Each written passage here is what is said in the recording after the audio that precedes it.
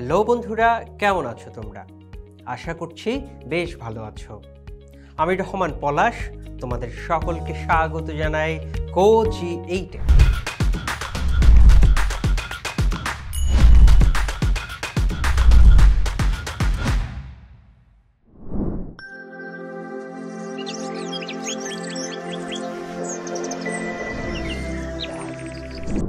বন্ধুরা, আজকে আমরা একাদশ দ্বাদশ শ্রেণীর ভূগোল দ্বিতীয় পত্র বইয়ের ১০ম অধ্যায় হতে মানচিত্র অভিক্ষেপ এবং GIS পদ্ধতি সম্পর্কে আলোচনা করব।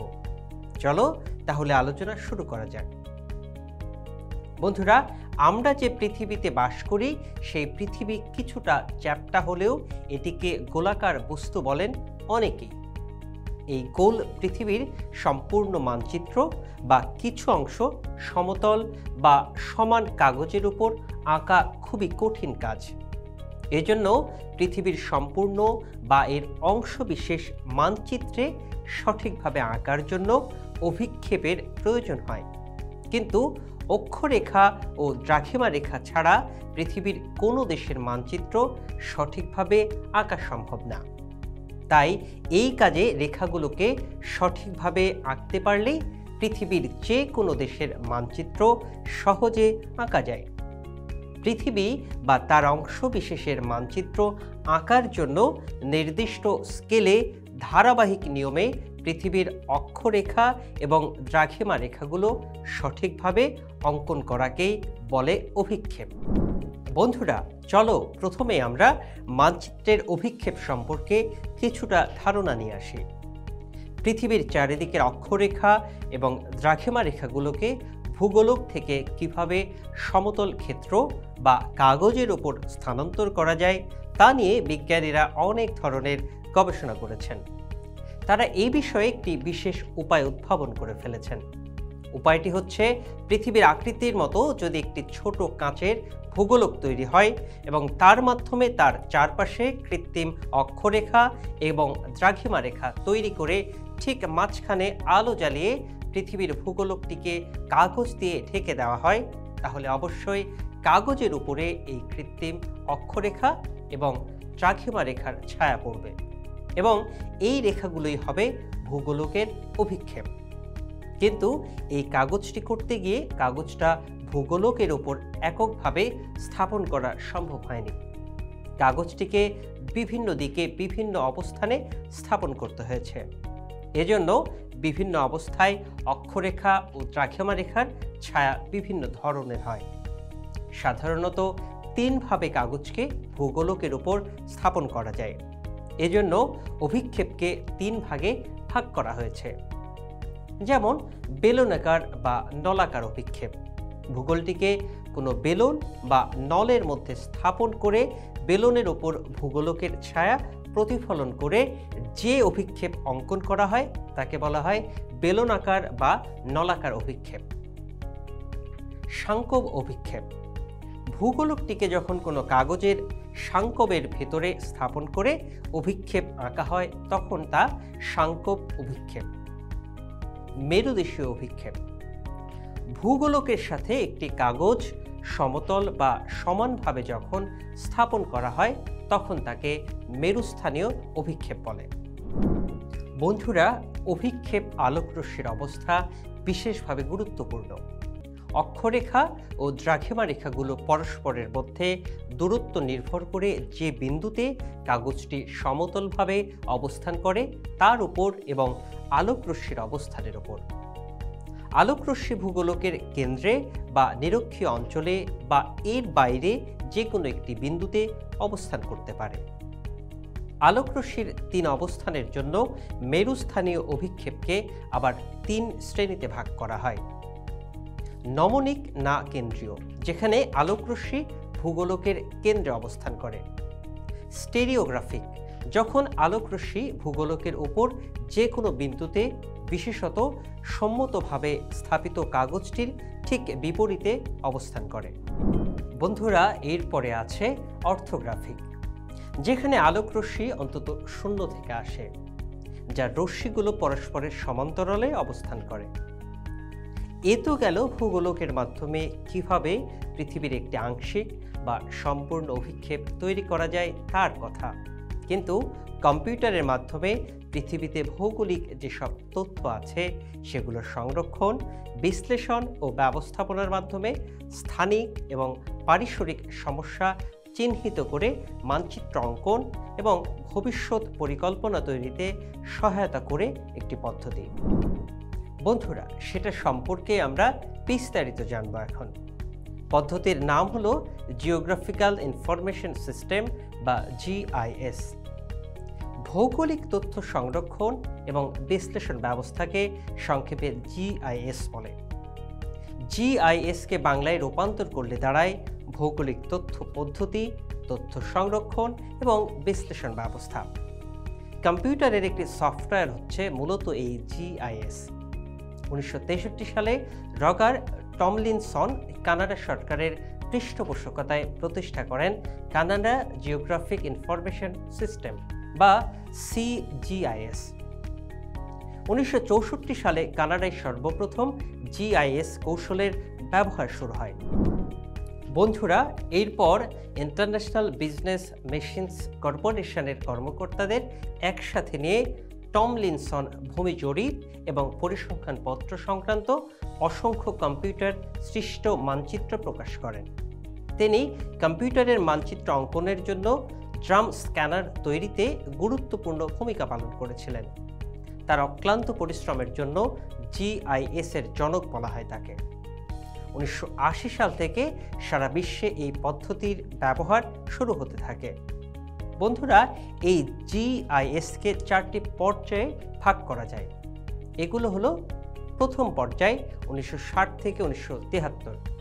এই সময়ে বিচ্ছিন্নভাবে ভৌগোলিক তথ্য পদ্ধতির বিকাশ সাধন হতে থাকে এবং এর প্রয়োজনীয়তাও বাড়তে থাকে। দ্বিতীয় পর্যায় 1974 থেকে 1981। এই পর্যায়ে জাতীয় সংস্থাসমূহের গবেষণার কাজে এর প্রায়োগিক ব্যবহার বাড়তে থাকে। তৃতীয় পর্যায় 1982 থেকে 1989। এই সময়টি ছিল বাণিজ্যিক যুগ। চতুর্থ পর্যায়ে বর্তমান যুগ। বর্তমান সময়ে জিআইএস এর সুবিধা সাধারণ ব্যবহারকারীরাও পেতে থাকে, যার কারণে বর্তমান সময়ে জিআইএস এর ব্যবহার বহুগুণে বেড়ে গিয়েছে।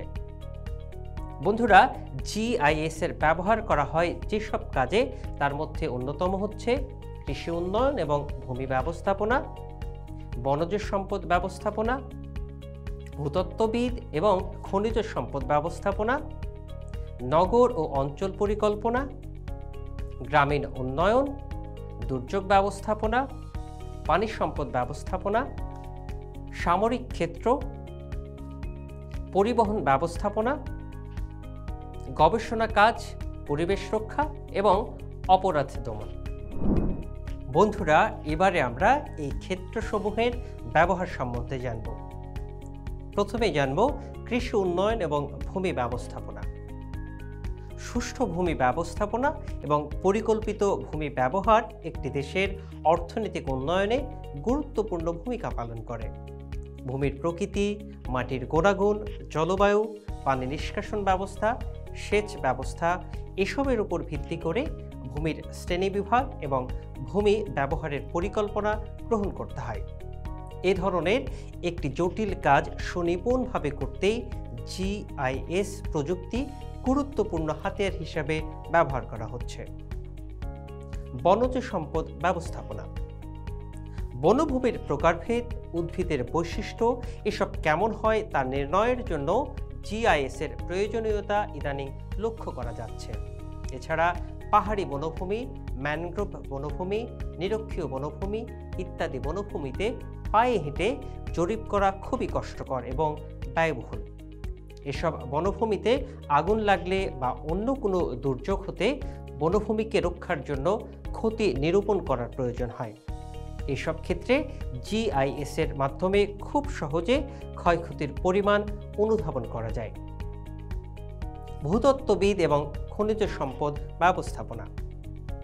ভূত্বকের স্তর কেমন হয়, খনিজের অবস্থান কোথায়, এসব নির্ণয়ের জন্য জিআইএস ব্যবহার করা হয়। এছাড়া খনিজ সম্পদ উত্তোলনে এই প্রযুক্তিকে ব্যবহার করা হয়। নগর এবং অঞ্চল পরিকল্পনা। নগর অঞ্চল পরিকল্পনায় বর্তমানে GIS অনেক বেশি ব্যবহার করা হচ্ছে। কোনো নগরের জন্য পরিকল্পিত রাস্তা, পানি সরবরাহ লাইন, বিদ্যুৎ লাইন, পানি নিষ্কাশনের লাইন তৈরি করতে হয়। এসব কাজ খুব সূক্ষ্মভাবে সম্পূর্ণ করার জন্য GIS প্রযুক্তির মাধ্যমে মানচিত্র অঙ্কন করে সহজেই করা যায়। গ্রামীণ উন্নয়ন। গ্রামীণ উন্নয়ন এবং পরিকল্পনাতেও GIS এর ব্যবহার লক্ষ্য করা যায়।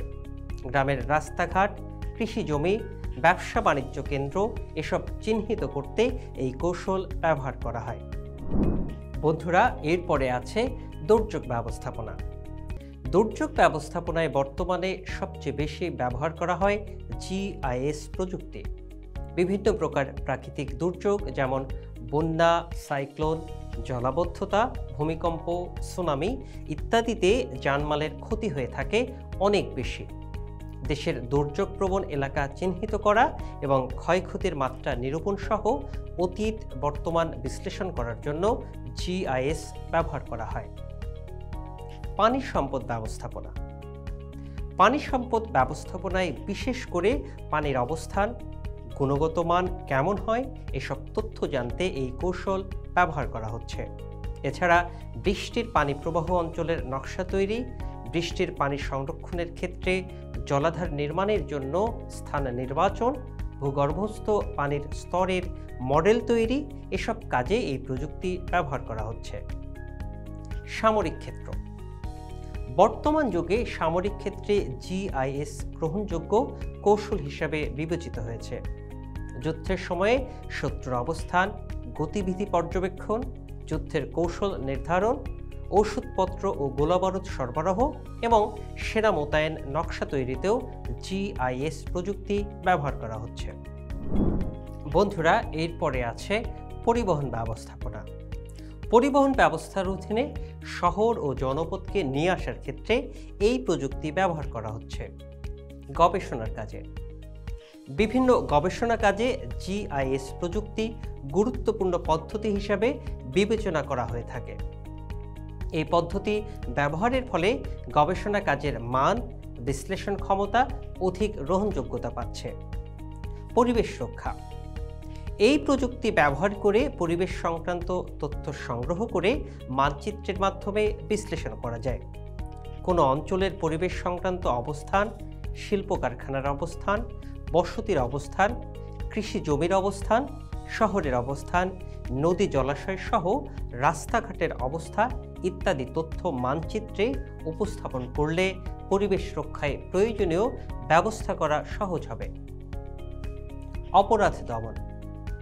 বর্তমানে অপরাধ বিষয়টি মানুষের মধ্যে দ্রুত বিস্তার লাভ করছে। তাই এর থেকে পরিত্রাণ পাওয়ার জন্য GIS প্রযুক্তি অগ্রণী ভূমিকা পালন করছে। বিশেষ করে এই প্রযুক্তির মাধ্যমে অপরাধ মানচিত্র তৈরি করে তা বিশ্লেষণের মাধ্যমে আইন শৃঙ্খলা রক্ষাকারী বাহিনী সহজেই অপরাধ দমনে উল্লেখযোগ্য ভূমিকা পালন করতে পারে। উন্নত বিশ্বের উন্নত হাতিয়ার হিসেবে GIS বিষয়টি আজ অগ্রণী ভূমিকা পালন করছে। বাংলাদেশের ভৌগোলিক অবস্থানের কোনো অঞ্চল নিয়ে গবেষণা কাজে GIS প্রযুক্তি ব্যবহার করা হচ্ছে। সাইক্লোন, জলাবদ্ধতা, জলোচ্ছ্বাস ইত্যাদি বিভিন্ন ধরনের প্রাকৃতিক দুর্যোগ প্রতি বছর বাংলাদেশের অনেক ক্ষয়ক্ষতি সাধন করার ফলে বাংলাদেশের দক্ষিণ অঞ্চলে ব্যাপক ক্ষয়ক্ষতি হয়। এই প্রযুক্তি ব্যবহার করে দুর্যোগ প্রবণ এলাকা চিহ্নিতকরণ, ক্ষয়ক্ষতির মাত্রা নিরূপণ, দুর্যোগ মোকাবেলায় করণীয় নির্ধারণ এসব কাজে ব্যাপকভাবে সফলতা লাভ করা সম্ভব হয়েছে। GIS এর মাধ্যমে অবকাঠামোগত উন্নয়ন এবং রাস্তাঘাট নির্মাণের পাশাপাশি গ্রামের আর্থসামাজিক উন্নয়নে স্কুল, কলেজ, মাদ্রাসা, হাসপাতাল নির্মাণ, গ্রামীণ উন্নয়নে প্রয়োজনীয় কাজে ব্যবহারের মাধ্যমে বাংলাদেশের গ্রামীণ উন্নয়নের একটি প্রয়োজনীয় কাজ। বন্ধুরা, এসব কাজে GIS প্রযুক্তি ব্যবহারের মাধ্যমে গ্রামীণ উন্নয়নকে ত্বরান্বিত করা সম্ভব হয়েছে। এছাড়া জিআইএস প্রযুক্তির ব্যবহারের মাধ্যমে জলবায়ু পরিবর্তন বিশ্লেষণ, বাংলাদেশের দুর্যোগ ব্যবস্থাপনা, মহাপরিকল্পনা বাস্তবায়ন এবং ২০২০ সালে ঢাকা শহরের ভবিষ্যৎ পর্যবেক্ষণে এই ধরনের অনেক কাজ করাই সম্ভব হয়েছে। ডিটেইলড এরিয়া প্ল্যান ঢাকা শহরের মহাপরিকল্পনায় ব্যবহার করা হয়েছে। এই ড্যাব বাস্তবে করা সম্ভব হলে সুন্দর রাজধানী শহর আমরা পাব। বর্তমানে হাতিরঝিলি হচ্ছে এর সুন্দর উদাহরণ। এছাড়াও ভূমি পরিসংখ্যানপত্র, আদমশুমারি, পরিবহন ব্যবস্থা, শিক্ষা ও স্বাস্থ্য খাত, কৃষি উন্নয়ন, তেল গ্যাস অনুসন্ধানে জিআইএস প্রযুক্তি ব্যবহার করা হয়। তাই বলা যায় যে বাংলাদেশের পরিকল্পিত উন্নয়ন করা সম্ভব জিআইএস এর মাধ্যমে। বন্ধুরা, এই ছিল আমাদের আজকের আলোচনার বিষয়। পরবর্তী ক্লাসে আবার দেখা হবে। ততদিন পর্যন্ত তোমরা ভালো থেকো, সুস্থ থেকো এবং গো জি8 এর সাথেই থেকো।